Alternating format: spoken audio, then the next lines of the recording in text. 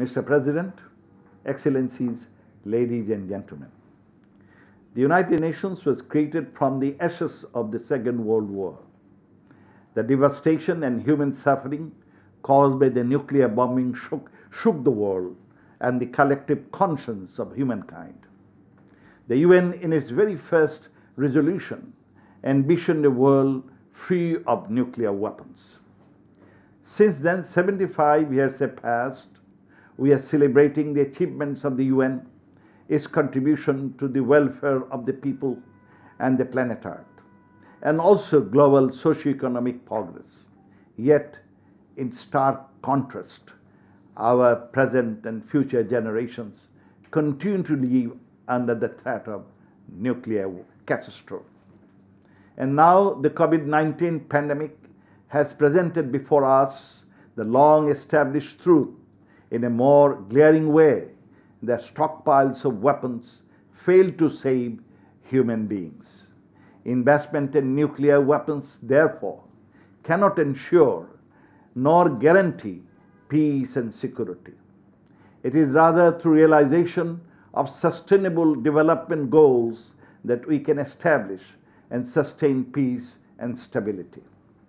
Mr. President, our father of the nation, Bangabandhu Sheikh Mujibur Rahman, in his historic speech before the Assembly in 1974, appealed to spare the world from the scourge of nuclear war. This forms the cornerstone of Bangladesh's steadfast commitment and adherence to nuclear disarmament. We are a party to all major nuclear disarmament treaties. We are also among the 44 countries that have ratified the Treaty on Prohibition of Nuclear Weapons. Nuclear technology has been recognized as capable of both tremendous benefit and equally unimaginable destruction. Bound by our constitutional obligation to disarmament, Bangladesh rejects the use of nuclear technology for destructive purpose and supports its peaceful application for development and welfare of humankind.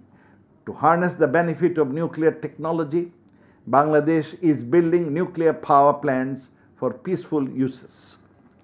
Mr. President, today, as we commemorate the International Day for the elimination of nuclear weapons, I would like to flag few points.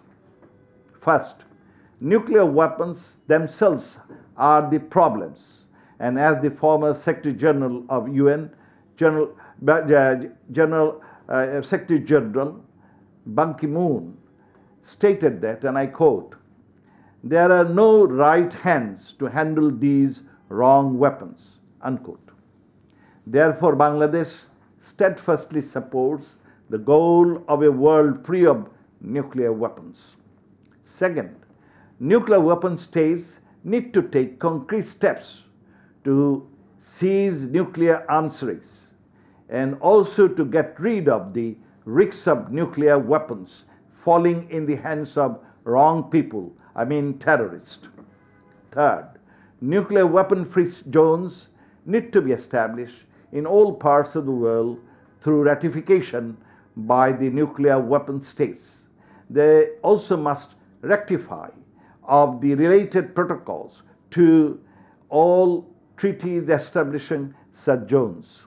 Fourth, the potential of nuclear technology for benefit of humankind and inalienable rights of states for research, production, and peaceful use of nuclear energy without discrimination must be fostered through effective international cooperation.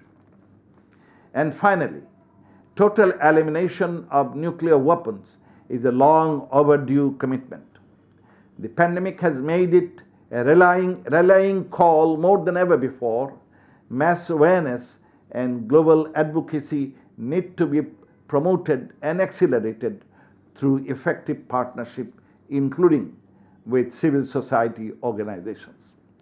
On this momentous 75th anniversary of the United Nations, let us recommit to use our scarce resources for realizing sustainable development goals and making this world safe and livable for our present and future generations.